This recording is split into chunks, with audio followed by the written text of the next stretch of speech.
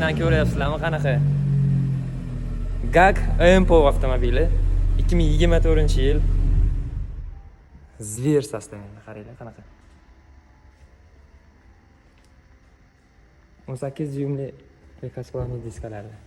Yangi yurmagan mashina. Sportivniy. 2024. Multifunksionalniy rul. Qaranglar.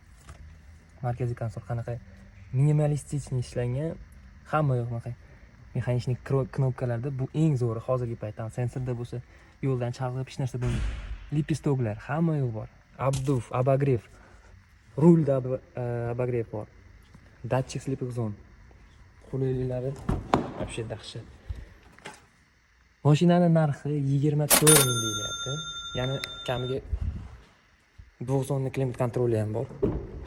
Bu mashina arablarda juda ham mashhur hozirgi paytda. Chunki arablarda bilasizlar, o'zi doimiy nadejniy mashinalar axtarib yurishadi-ku.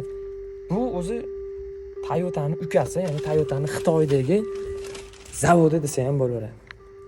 Mashinaga baho berasizlar. Kimga qiziq bo'lsa, mashina 0 dan 100 gacha 7 sekundda chiqadi va shahar ichida 7 ta 8 ta rasvod qiladi. Pultini ham qaranglar, qanaqa chiroyli ishlangan.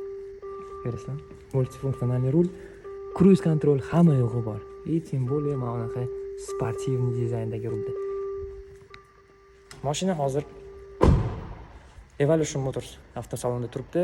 Kimga qiziq bo'lsa, like bosinglar iloji boricha yozib ketinglar. Agarda полный obzor so'raganlar uchun полный obzor ham bu mashinaga qilib beramiz.